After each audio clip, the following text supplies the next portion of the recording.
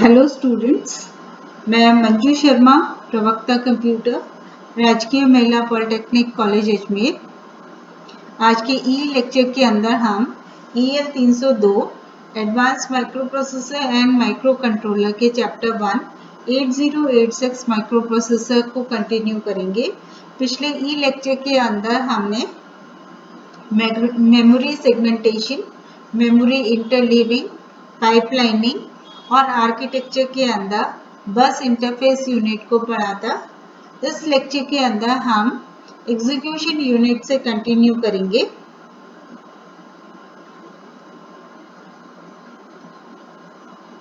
जैसे हमने पिछले क्लास में देखा था कि जो ब्लॉक डायग्राम है उसको हम दो पार्ट्स में डिवाइड करते हैं, बस इंटरफेस यूनिट और एग्जीक्यूशन यूनिट।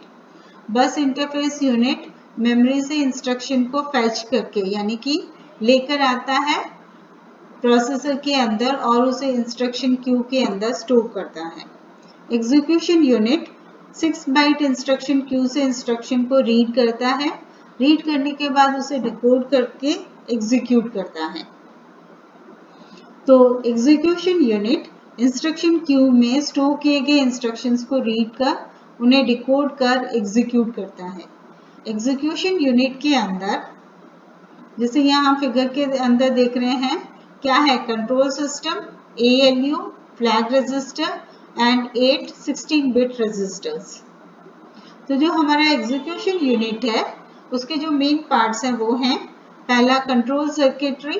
कंट्रोल सर्किटरी के द्वारा इंस्ट्रक्शन को एग्जीक्यूट करने के लिए जरूरी कंट्रोल सिग्नल्स जनरेट किए जाते हैं। डिकोडर के द्वारा इंस्ट्रक्शन को डिकोड किया जाता है। डिकोड करने का मतलब है कि प्रोसेसर इंस्ट्रक्शन को समझता है और डिकोड करने के बाद ही वो जरूरी कंट्रोल सिग्नल्स जनरेट करता है। थर्ड पार्ट है 16-बिट ALU, जिसको हम इनपुट में दो 16-बिट नंबर्स देते हैं और ये दोनों 16-बिट नंबर्स पर अरिथमेटिक व लॉजिकल ऑपरेशन परफॉर्म करता है। नेक्स्ट है 16-बिट फ्लैग रजिस्टर। जब भी हम कोई अरिथमेटिक और लॉजिकल ऑपरेशन परफॉर्म करते हैं तो परफॉर्म करने के बाद जो हमें रिजल्ट मिलता है उसके स्टेटस को दर्शाने के लिए हम फ्लैग रजिस्टर यूज करते हैं।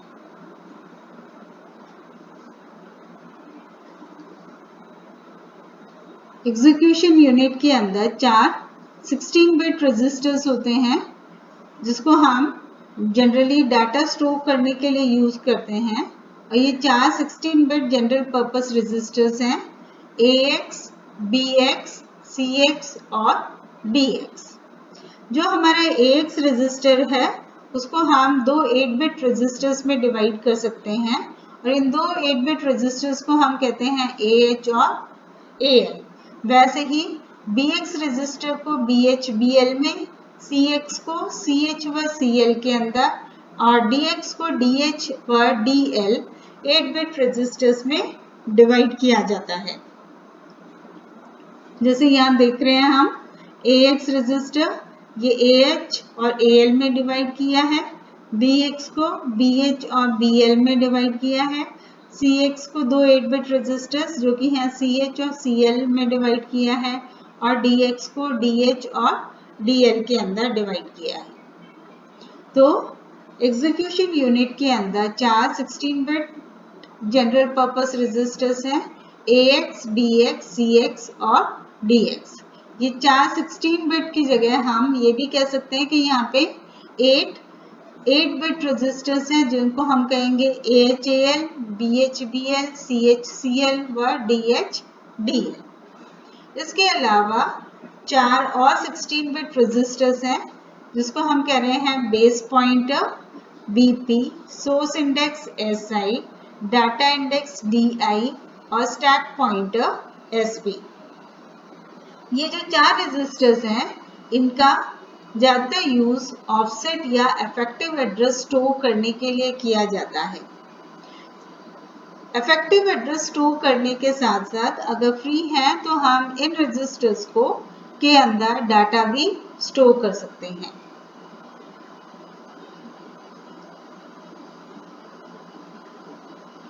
सिक्सटीन बिट फ्लैग रजिस्टर के अंदर हमारे पास 9 फ्लैग्स अवेलेबल हैं और क्योंकि 8 फ्लैग से जो 9 वैल्यू है वो 8 से बड़ी है, एक 8 बिट रजिस्टर से काम नहीं चल सकता था, इसलिए यहाँ पे फ्लैग के लिए हम 16 बिट रजिस्टर्स काम में ले रहे हैं। ये 16 बिट फ्लैग रजिस्टर को जब हम ध्यान से देखते हैं तो शुरू की जो 8 बिट्स हैं इसके अंदर 5 फ्लैग्स हैं और ये 5 फ्लैग्स वही हैं जो हमने 8085 माइक्रो प्रोसेसर के अंदर पढ़े थे। तो यहाँ पे जो फर्स्ट फ्लैग है वो है CF यानी कि कैरी फ्लैग। यू का मतलब ये है कि ये बिट्स काम में नहीं आ रही हैं, इसको हम अनडिफाइंड कह रहे हैं।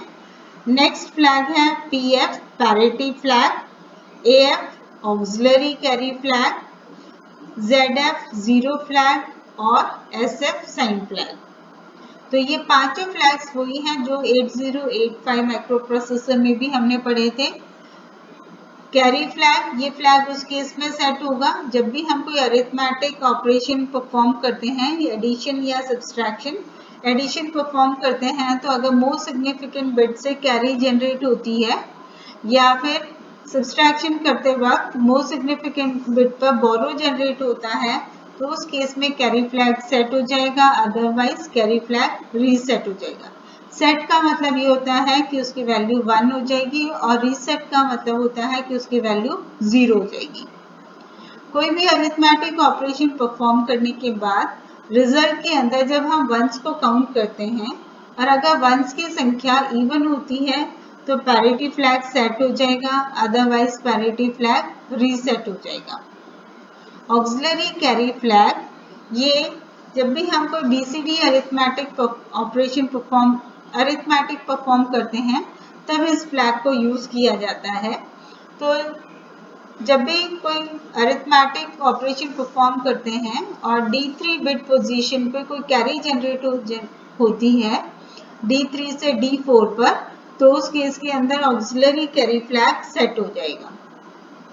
जीरो फ्लैग, अरिथमेटिक या लॉजिकल ऑपरेशन परफॉर्म करने के बाद अगर हमारा रिजल्ट 0 आता है तो 0 फ्लैग सेट हो जाएगा, अदरवाइज 0 फ्लैग रीसेट हो जाएगा। साइन फ्लैग, जो भी ऑपरेशन हम परफॉर्म करते हैं अरिथमेटिक या लॉजिकल, उस केस में जो भी मोस्ट सिग्निफिकेंट बिट होती है वो साइन फ्लैग के अंदर कॉपी हो जाएगी। अगर साइन फ्लैग की वैल्यू 0 है तो वो ये बताता है कि आंसर पॉजिटिव है और साइन फ्लैग की वैल्यू अगर 1 है तो वो ये इंडिकेट करता है कि हमारा जो रिजल्ट है वो नेगेटिव है। ये 5 फ्लैग्स के अलावा 8086 के अंदर 4 और फ्लैग्स अवेलेबल हैं। TF stands for trap flag, IF stands for interrupt flag, DF stands for direction flag and OF stands for overflow flag.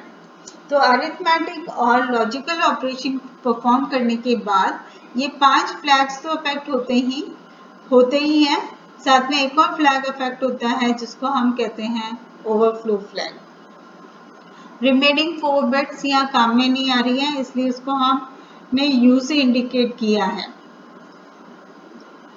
Trap flag single step के लिए यूज किया जाता है। सिंगल स्टेप का मतलब है कि माइक्रो प्रोसेसर एक समय में सिर्फ एक ही इंस्ट्रक्शन को एग्जीक्यूट करता है और एग्जीक्यूट करने के बाद हम उस इंस्ट्रक्शन के रिजल्ट्स को यानी कि आउटपुट को देख सकते हैं। Next flag IF interrupt enable, ये फ्लैग अगर सेट है तो माइक्रो प्रोसेसर इंटरप्ट्स को एग्जीक्यूट करेगा और अगर ये फ्लैग रीसेट है तो माइक्रो प्रोसेसर इंटरप्ट्स को एग्जीक्यूट नहीं करेगा, मतलब इंटरप्ट प्रोसेस डिसेबल हो जाएगा। DA flag direction flag string instruction द्वारा यूज किया जाता है और ओवरफ्लो फ्लैग उस केस में सेट होगा जब अरिथमेटिक ऑपरेशन हम परफॉर्म करते हैं और जो हमें रिजल्ट मिल रहा है अगर उसका साइज डेस्टिनेशन जहां हम रिजल्ट स्टोर करना चाह रहे हैं उसके साइज से बड़ा है तो उस केस में हमारा ओवरफ्लो फ्लैग सेट हो जाएगा। तो 16 बिट फ्लैग रजिस्टर में 9 एक्टिव फ्लैग्स होते हैं। 9 में से 6 फ्लैग अरिथमेटिक व लॉजिकल ऑपरेशन के एग्जीक्यूशन के बाद रिजल्ट के स्टेटस को शो करते हैं।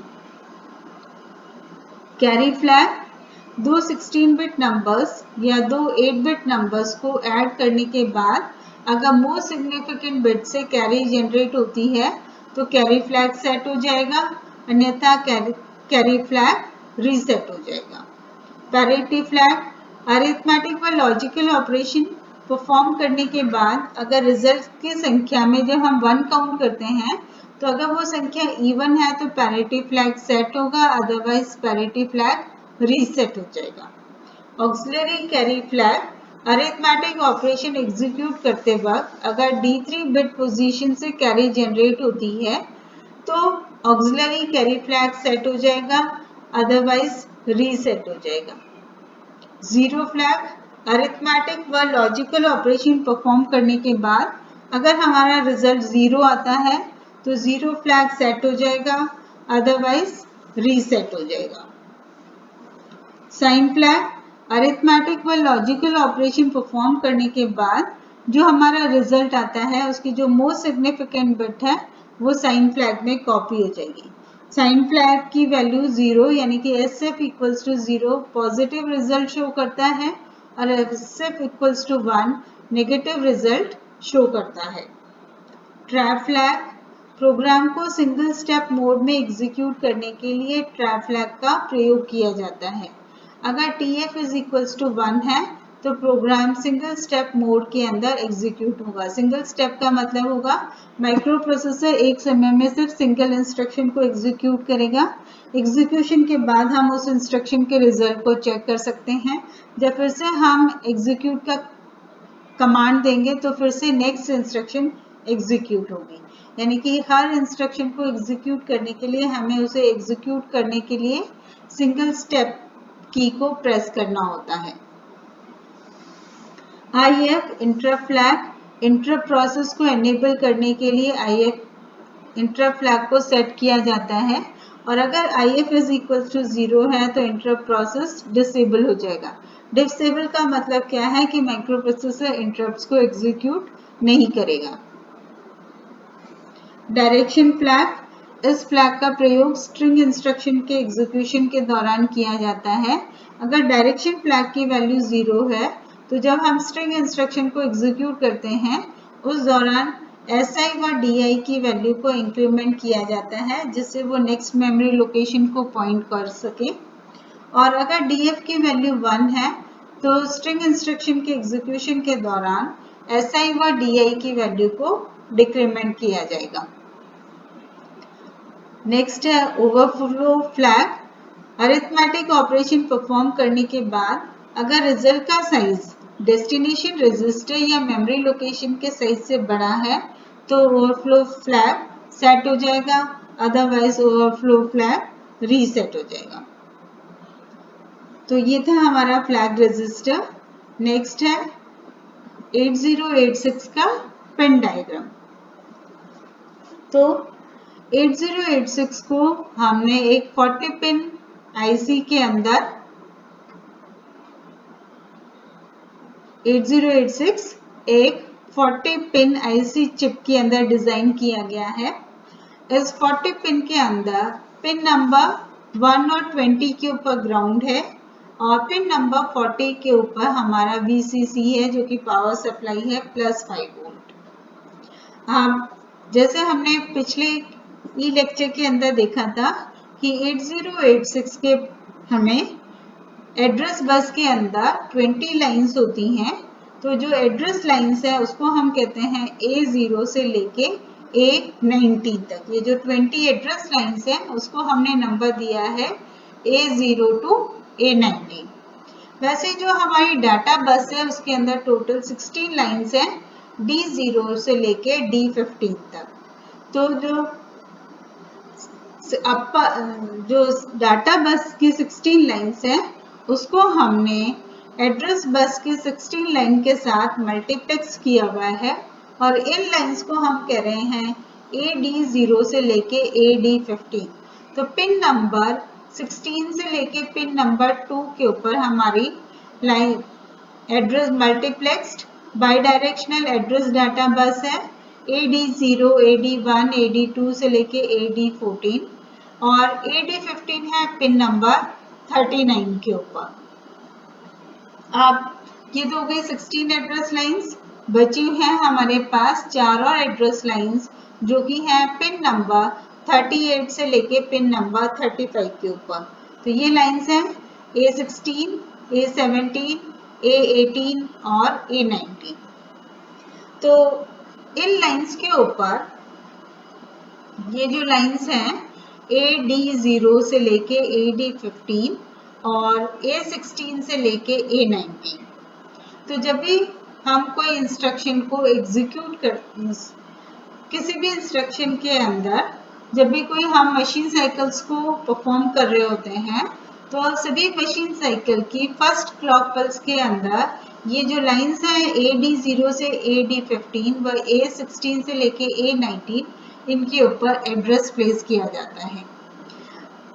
बाकी क्लॉक पल्स के अंदर ये जो लाइंस हैं AD0 से लेके AD15, इनके ऊपर डाटा प्लेस होगा। साथ में ये जो लाइंस है A16 से लेके A19, इनके ऊपर स्टेटस इंफॉर्मेशन अवेलेबल रहेंगी। 8086 हमें 8 स्टेटस लाइंस प्रोवाइड करता है और ये जो 8 स्टेटस लाइंस हैं वो हैं S0, S1, S2, S3, S4, S5, S6 और S7। इसमें से 4 स्टेटस लाइन S3 से लेके S6 तक ये एड्रेस लाइन A16 से A19 के साथ मर्ज की गई हैं या मल्टीप्लेक्स की हुई हैं। तो पहले हर मशीन साइकिल की फर्स्ट क्लॉक पल्स में तो हम इनको एड्रेस की तरह काम में लेंगे, बाकी बचे हुए क्लॉक पल्स के दौरान इनके ऊपर स्टेटस इंफॉर्मेशन अवेलेबल रहेगी। जो हमारी S5 वाली स्टेटस लाइन है, ये हमें इंटरप्ट फ्लैग की वैल्यू को शो करता है। S5 के ऊपर हमारे पास इंटरप्ट फ्लैग की इंफॉर्मेशन होगी कि इंटरप्ट फ्लैग एनेबल है या डिसेबल है, सेट है या रीसेट है। वैसे ये जो स्टेटस लाइन्स है S3 और S4, ये हमें ये बताती हैं कि इस वक्त हम कौन से सेगमेंट रजिस्टर को यूज कर रहे हैं या प्रोसेसिंग के दौरान कौन सा सेगमेंट रजिस्टर करेंटली काम में आ रहा है, कि वो स्टैक सेगमेंट है, एक्स्ट्रा सेगमेंट है, डाटा सेगमेंट है या कोड सेगमेंट है। नेक्स्ट पिन नंबर 34 है बस हाई एनेबल। तो हमें मालूम है कि ये सिग्नल हम अपर मेमोरी बैंक यानी कि ऑड मेमोरी बैंक को एनेबल करने के लिए यूज करते हैं। इसके अलावा पिन नंबर 17 और 18 के ऊपर 2 हार्डवेयर इंटरप्ट लाइंस हैं NMI और INTR। NMI का फुल फॉर्म है नॉन मास्केबल इंटरप्ट। जब भी ये लाइन हाई होगी तो हमें इस इंटरप्ट को एग्जीक्यूट करना है। INTR इंटरप्ट लाइन है, तो हर इंस्ट्रक्शन के एग्जीक्यूशन के लास्ट में माइक्रो प्रोसेसर इंटरप्ट लाइन को चेक करता है। तो अगर ये इंटरप्ट लाइन हाई है तो माइक्रो प्रोसेसर इंटरप्ट को एग्जीक्यूट करेगा और अगर लो है तो प्रोग्राम को के एग्जीक्यूशन को कंटिन्यू रखेगा। पिन नंबर 19 के ऊपर क्लॉक है जो उसकी वैल्यू 5 मेगाहर्ट्ज से 10 मेगाहर्ट्ज तक हो सकती है। इसके अलावा पिन नंबर 21 के ऊपर है रीसेट। जैसे ही ये एक इनपुट सिग्नल है, जैसे ही ये लाइन हाई होगी तो माइक्रो प्रोसेसर रीसेट हो जाएगा और माइक्रो प्रोसेसर के साथ जितने डिवाइसेस कनेक्टेड हैं वो भी ऑटोमेटिकली रीसेट हो जाएंगी। पिन नंबर 22 पर है सिग्नल रेडी। ये सिग्नल स्लो वर्किंग पेरिफेरल के साथ कम्युनिकेट करने के लिए यूज किया जाता है। जब भी कोई स्लो वर्किंग पेरिफेरल रेडी नहीं है तो वो क्या करता है, रेडी सिग्नल के लो कर देगा और रेडी होने पर इसे वापस हाई कर देता है। तो जब भी ये रेडी सिग्नल लो होता है तो माइक्रो प्रोसेसर जितनी क्लॉक पल्स के लिए रेडी सिग्नल लो है उतने वेट स्टेट बीच में इंसर्ट कर देता है। इससे हमारी मेमोरी रीड राइट या इनपुट आउटपुट रीड और राइट की ड्यूरेशन हम बढ़ा सकते हैं। पिन नंबर 23 पर है टेस्ट सिग्नल। ये सिग्नल माइक्रो प्रोसेसर 8087 मैथ को प्रोसेसर के साथ कम्युनिकेट करने के लिए यूज करता है। पिन नंबर 33 के ऊपर MN और MX बार है। ये जो 8086 माइक्रो प्रोसेसर है, इसको हम दो मोड्स में काम में ले सकते हैं। एक को हम कहते हैं मैक्सिमम मोड और दूसरे मोड को हम कहते हैं मिनिमम मोड। तो अगर पिन नंबर 33 यानी कि अगर मिन मैक्स की वैल्यू 1 है, तो इसका मतलब ये है कि हम प्रोसेसर को मिनिमम मोड में काम में ले रहे हैं। मिनिमम मोड का मतलब क्या है कि ये जो प्रोसेसर है, इसको हम स्मॉल सिस्टम में यूज कर रहे हैं, जो कि एक सिंगल प्रोसेसर सिस्टम है। और जब इसकी वैल्यू मिन मैक्स सिग्नल की वैल्यू लो है, तो ये स्पेसिफाई करता है कि हम 8086 को मैक्सिमम मोड में यूज कर रहे हैं। और 8086 को मैक्सिमम मोड में उस केस में यूज करते हैं जब हमारा सिस्टम एक लार्ज या मीडियम सिस्टम है, जहाँ पे हम एक से ज्यादा प्रोसेसर काम में ले रहे हैं। तो मिनिमम का मतलब ये है कि सिंगल प्रोसेसर सिस्टम, और मैक्सिमम मोड का मतलब ये है कि 2 और मोर प्रोसेसर। तो ऐसा सिस्टम जहाँ पे 2 या 2 से ज्यादा प्रोसेसर काम में आ रहे हैं, तो उसको हम कहते हैं मैक्सिमम मोड, और सिंगल प्रोसेसर काम में आ रहा है तो उसको हम कहते हैं मिनिमम मोड। पिन नंबर 32 पर है RD बार। ये एक एक्टिव लो सिग्नल है, और जब भी हमें मेमोरी या इनपुट आउटपुट डिवाइस से डाटा को रीड करना होता है, तो हम इस सिग्नल को एक्टिवेट कर देते हैं, मतलब इसकी वैल्यू को लो कर देते हैं। पिन नंबर 24 से लेके 31 पे का जो यूज है या फंक्शन है, वो इस पे डिपेंड करेगा कि हम प्रोसेसर को मिनिमम मोड में काम में ले रहे हैं या मैक्सिमम मोड के अंदर काम में ले रहे हैं। तो जो भी हमने ब्रैकेट में लिखा है वो मिनिमम मोड के लिए है, और ये मैक्सिमम मोड के अंदर सिग्नल्स हैं। तो मिनिमम मोड के अंदर यहाँ पे जो सिग्नल्स अवेलेबल हैं, तो minimum mode single processor system के साथ यूज किया जाता है, और मिनिमम मोड के अंदर जो भी बस कंट्रोल सिग्नल्स हैं वो माइक्रो प्रोसेसर के द्वारा ही जनरेट किए जाते हैं, मतलब डायरेक्टली जनरेट किए जाते हैं। मैक्सिमम मोड एक से ज्यादा प्रोसेसर्स हैं, और इसके अंदर 3 status signals S0, S1, S2 का यूज करके हम बस कंट्रोल सिग्नल्स को जनरेट करते हैं। तो मिनिमम मोड के अंदर पिन नंबर 24 पर है इंटरप्ट एक्नॉलेज सिग्नल, जो कि इंटरप्ट को एक्नॉलेज करने के लिए यूज किया जाता है। एक्नॉलेज का मतलब है कि इंटरप्ट को नहीं एक्नॉलेज कर रहे हैं। जैसे ही ये सिग्नल लो होगा, तो हार्डवेयर सर्किट द्वारा इंटरप्ट सर्विस रूटीन का एड्रेस कैलकुलेट किया जाता है, और जो कॉल इंस्ट्रक्शन का ऑपकोड होता है उसे वो डाटा बस पे प्लेस करता है। तो 24 पर है इंटरप्ट एक्नॉलेज सिग्नल।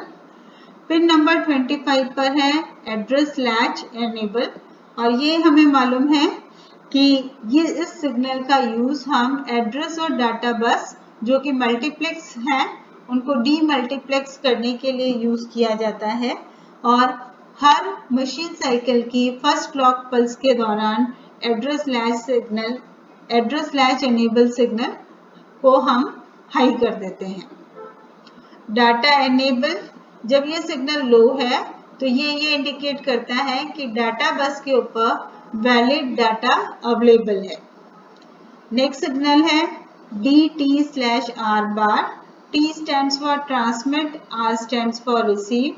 अगर इस सिग्नल की वैल्यू हाई है तो इसका मतलब ये है कि माइक्रो प्रोसेसर डाटा को ट्रांसमिट करेगा, और अगर इस सिग्नल की वैल्यू लो है तो ये बताता है कि माइक्रो प्रोसेसर डाटा को रिसीव करेगा। MIO बार, इस सिग्नल की वैल्यू हाई है तो माइक्रो प्रोसेसर मेमोरी के साथ कम्युनिकेट करता है, और अगर इस सिग्नल की वैल्यू लो है तो micro processor input output device के साथ कम्युनिकेट करता है। Write signal active low signals है। जब भी ये लो होगा तो हम मेमोरी के अंदर या आउटपुट डिवाइस के अंदर डाटा राइट कर सकते हैं। नेक्स्ट टू सिग्नल होल्ड और होल्ड एक्नॉलेज, ये DMA डाटा ट्रांसफर के लिए यूज करते हैं। तो जब भी DMA कंट्रोलर को माइक्रो प्रोसेसर की एड्रेस और डाटा बस को यूज करना होता है, तो वो होल्ड सिग्नल को हाई कर देता है और माइक्रो प्रोसेसर होल्ड सिग्नल को एक्नॉलेज करने के लिए होल्ड एक्नॉलेज सिग्नल को हाई कर देता है। तो मिनिमम मोड के अंदर जो हमें पिन नंबर 24 से लेके पिन नंबर 31 के ऊपर जो सिग्नल्स अवेलेबल हैं वो है interrupt acknowledge, address latch enable, data enable, data transmit receive, memory input output, right, hold acknowledge and hold. वैसे ही मैक्सिमम मोड के अंदर पिन नंबर 24 से 31 पे हमारे पास सिग्नल्स अवेलेबल हैं। QS0, QS1 जो क्यू के स्टेटस को शो करते हैं। 3 status lines signals S0, S1, S2. Next signal is lock. जैसे ही हम इस सिग्नल को एक्टिवेट करते हैं तो इसका मतलब ये है कि माइक्रो प्रोसेसर अपनी एड्रेस और डाटा बस पे लॉक लगा रहा है। तो कोई दूसरा पेरिफेरल जब माइक्रो प्रोसेसर से एड्रेस और डाटा बस के लिए रिक्वेस्ट करता है तो वो उसके लिए एड्रेस और डाटा बस फ्री नहीं कर रहा। नेक्स्ट 2 है, ये अगर किसी पेरिफेरल को एड्रेस और डाटा बस के लिए रिक्वेस्ट करनी है तो वो रिक्वेस्ट और ग्रांट सिग्नल का यूज करते हैं। तो 2 सिग्नल्स अवेलेबल है, request grant 0 and request grant 1, जहाँ पे रिक्वेस्ट ग्रांट 0 की हायर प्रायोरिटी है और रिक्वेस्ट ग्रांट 1 की लोअर प्रायोरिटी। यहाँ पे हमने इन पिंस को एक्सप्लेन किया है। AD0 से लेके AD15 ये बाई डायरेक्शनल एड्रेस और डाटा बस है। सभी मशीन साइकिल की फर्स्ट क्लॉक पल्स में ये एड्रेस कैरी करते हैं और रिमेनिंग क्लॉक पल्स में इन पर डाटा प्लेस किया जाता है। क्योंकि हमने एड्रेस और डाटा बस को मल्टीप्लेक्स कर दिया, हर मशीन साइकिल की पहली क्लॉक पल्स में इन पे एड्रेस होगा और जब इनके ऊपर एड्रेस प्रेजेंट होता है उस केस में एड्रेस लैच एनेबल सिग्नल की वैल्यू हाई रहेगी। बाकी टाइम के अंदर हम इन बसेस को डाटा बस की तरह काम में लेंगे। A19, S6, A18, S5, A17, S4, A16, S3। ये A19, A18, A17, A16 बचे हुए एड्रेस लाइंस को कैरी करता है, यानी कि अपर 4 बिट्स एड्रेस की 20 बिट एड्रेस की जो अपर 4 बिट्स हैं वो इन लाइंस के ऊपर प्लेस होंगी A16 से लेके A19। सभी मशीन साइकिल की फर्स्ट क्लॉक पल्स में ये एड्रेस की 4 मोस्ट सिग्निफिकेंट बिट कैरी करते हैं। सभी इनपुट आउटपुट ऑपरेशन के दौरान इनके वैल्यू 0 होती है, क्योंकि जो हमारे मेमोरी का एड्रेस तो हर मेमोरी लोकेशन का एड्रेस तो 20 बिट का होता है, लेकिन जो इनपुट आउटपुट डिवाइस का एड्रेस है वो 16 बिट्स का ही है। तो 16 बिट्स हो जाएंगी A0 से लेके A15। तो इनपुट आउटपुट ऑपरेशन के दौरान इनकी वैल्यू 0 होती है, क्योंकि इनपुट आउटपुट डिवाइस का जो पोर्ट एड्रेस है वो मैक्सिमम 16 बिट का होता है। रिमेनिंग क्लॉक पल्स में इन पर स्टेटस इंफॉर्मेशन अवेलेबल होती है। Status bit S5 interrupt enable flip flop की वैल्यू को शो करता है। S3 व S4 की वैल्यू यह इंगित करती है कि डाटा एसेसिंग के लिए हम कौन सा सेगमेंट रजिस्टर को काम में ले रहे हैं।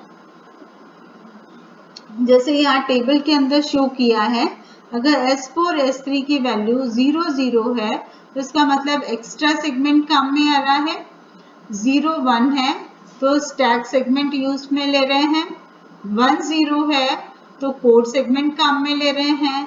1 1 है तो डाटा सेगमेंट काम में आ रहा है। नेक्स्ट पिन है बस हाई एनेबल सिग्नल और S7। जैसे हमने देखा है कि अपर मेमोरी बैंक को एनेबल, अपर मेमोरी बैंक मतलब ऑड मेमोरी बैंक जहाँ पे सारे एड्रेसेस ऑड हैं को एनेबल करने के लिए बस हाई एनेबल सिग्नल को यूज किया जाता है।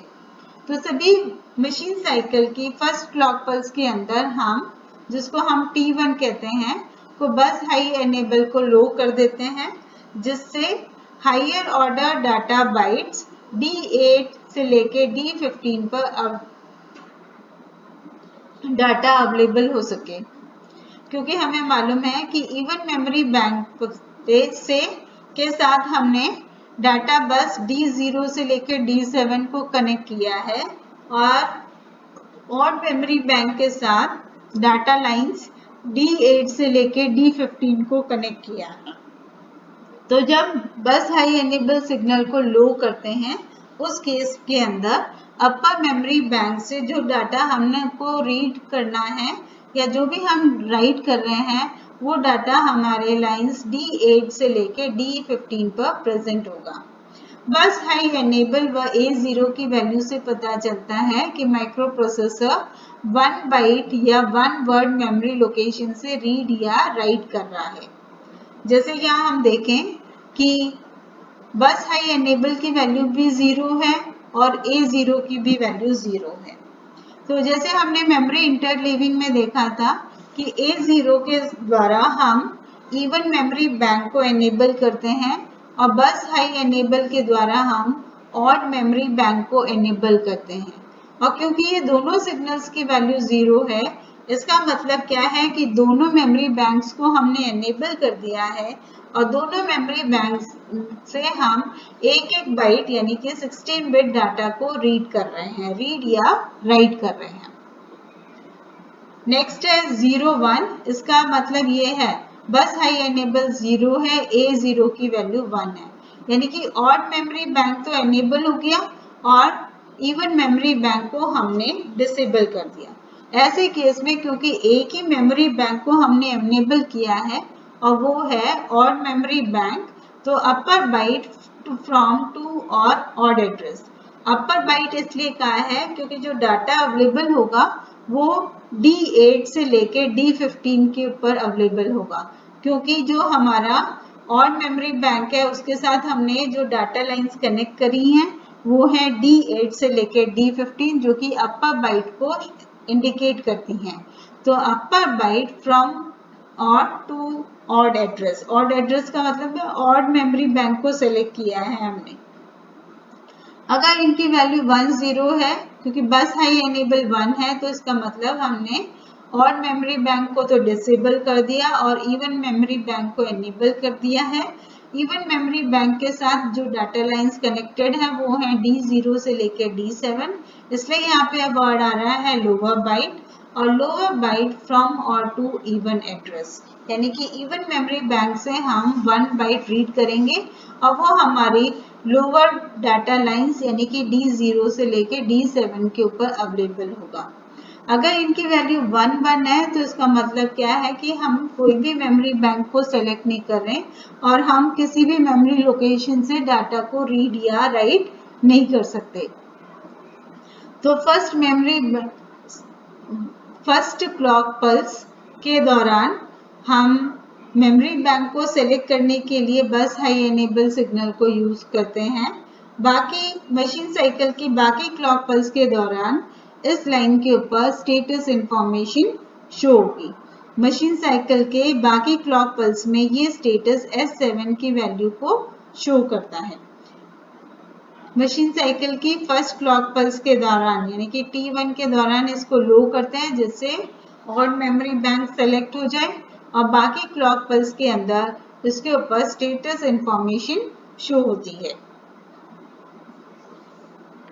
नेक्स्ट सिग्नल है RD बार, इसे T2 और T3 क्लॉक पल्स के दौरान एक्टिव लो किया जाता है और जब भी ये सिग्नल एक्टिव लो होगा तब हम मेमोरी या इनपुट आउटपुट डिवाइस से डाटा को रीड कर सकते हैं।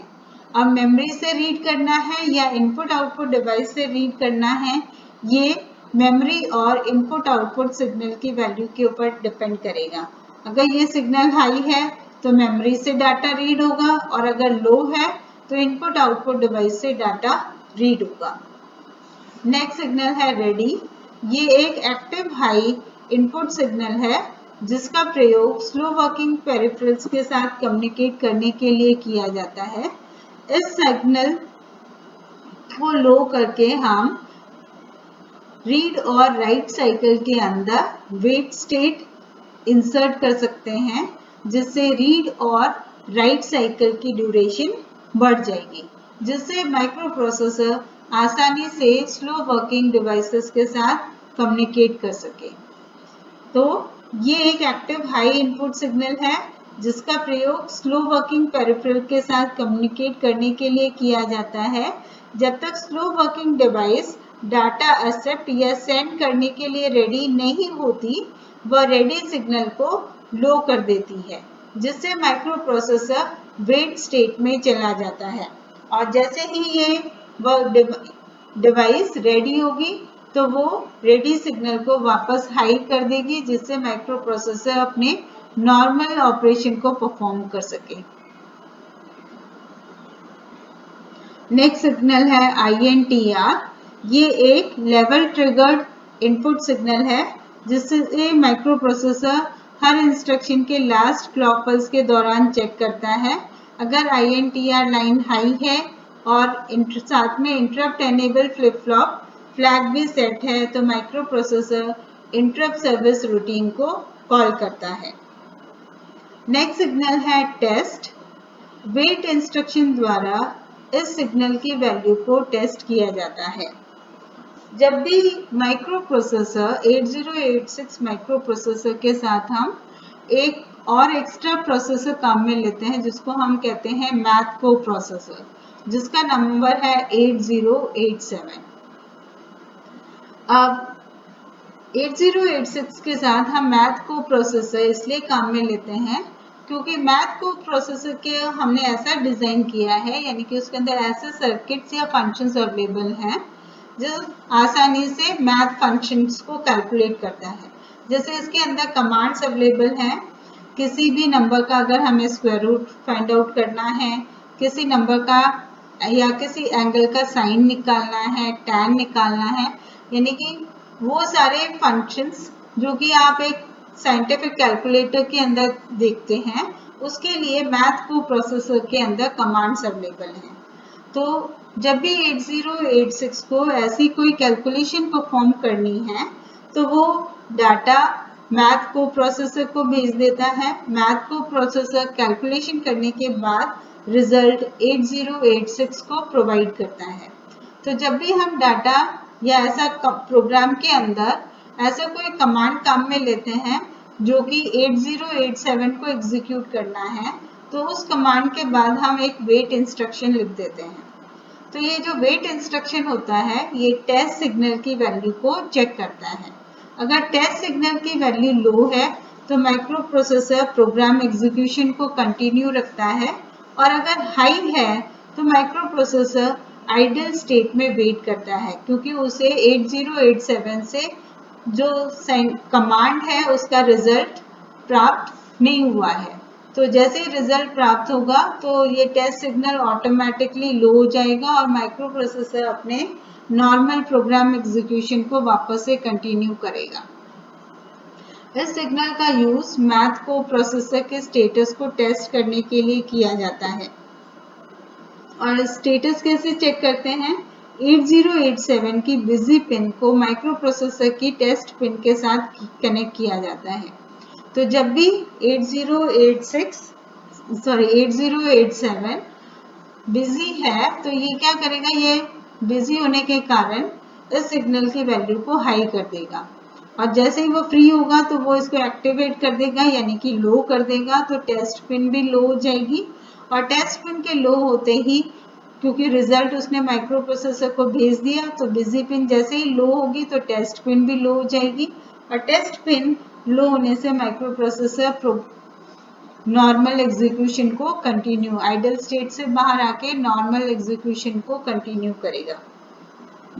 तो 8087 की जो बिजी पिन है वो उसको माइक्रो प्रोसेसर की टेस्ट पिन के साथ कनेक्ट किया जाता है। जब भी 8086 माइक्रो प्रोसेसर को 8087 से मैथ कंप्यूटेशन के रिजल्ट्स की जरूरत पड़ती है तो वह टेस्ट सिग्नल की वैल्यू को वेट इंस्ट्रक्शन के द्वारा चेक करता है, क्योंकि जो ये मैथ्स कैलकुलेशन वाले कमांड है वो मैथ को प्रोसेसर के द्वारा एग्जीक्यूट किए जाते हैं, और एग्जीक्यूट करने के बाद जो 8087 प्रोसेसर है वो बिजी पिन को लो कर देता है। जैसे एग्जीक्यूशन कंप्लीट हुआ यानी कि रिजल्ट मिल गए और उसने रिजल्ट्स को 8086 को ट्रांसफर कर दिए, तो वो क्या करेगा, टेस्ट बिजी पिन को लो कर देगा, जिससे टेस्ट पिन लो हो जाएगी और टेस्ट पिन लो होते ही माइक्रो प्रोसेसर अपने नॉर्मल प्रोग्राम एग्जीक्यूशन को कंटिन्यू कर सकता है। क्योंकि अगर टेस्ट सिग्नल की वैल्यू लो है तो माइक्रो प्रोसेसर प्रोग्राम एग्जीक्यूशन को कंटिन्यू रखता है, लेकिन अगर हाई है तो माइक्रो प्रोसेसर आइडल स्टेट में वेट करता है। तो टेस्ट सिग्नल के द्वारा 8086 8087 प्रोसेसर के साथ कम्युनिकेट करता है। नेक्स्ट सिग्नल है NMI, नॉन मास्केबल इंटरप्ट। ये एक एज ट्रिगर्ड इंटरप्ट इनपुट है जिसे मास्क नहीं किया जा सकता, और सिस्टम मेमोरी में स्टोर जो इंटरप्ट वेक्टर लुकअप टेबल है, यानी कि जिसके अंदर माइक्रो प्रोसेसर जितने इंटरप्ट्स को एग्जीक्यूट कर सकता है उनके कॉल सर्विस रूटीन के, यानी कि इंटरप्ट सर्विस रूटीन के एड्रेस स्टोर किए गए हैं। उस वहां से एड्रेस लेके माइक्रो प्रोसेसर इंटरप्ट्स को एग्जीक्यूट करता है। रीसेट, हमने देखा कि ये जब भी हाई होगी तो माइक्रो प्रोसेसर रीसेट हो जाएगा। क्लॉक इनपुट पे क्लॉक कनेक्ट किया जाता है, VCC और VCC पर पावर सप्लाई +5 वोल्ट की पावर सप्लाई कनेक्ट करते हैं। ग्राउंड के साथ कनेक्टेड होता है। मिन और मैक्स सिग्नल ये बताता है कि हम माइक्रो प्रोसेसर को मिनिमम मोड में काम में ले रहे हैं या मैक्सिमम मोड में काम में ले रहे हैं। अगर हाई है तो माइक्रो प्रोसेसर मिनिमम मोड में काम करेगा, और अगर लो है तो ये मैक्सिमम मोड में काम करेगा। मिनिमम मोड का मतलब है single processor system, maximum mode का मतलब है कि 2 या 2 से ज्यादा प्रोसेसर हम काम में ले रहे हैं। मिनिमम मोड स्मॉल सिस्टम में काम में लिया जाता है, मैक्सिमम मोड मीडियम से लार्ज सिस्टम में यूज करते हैं। तो नेक्स्ट लेक्चर के अंदर हम मिनिमम और मैक्सिमम मोड के सिग्नल्स को स्टडी करेंगे। Thank you.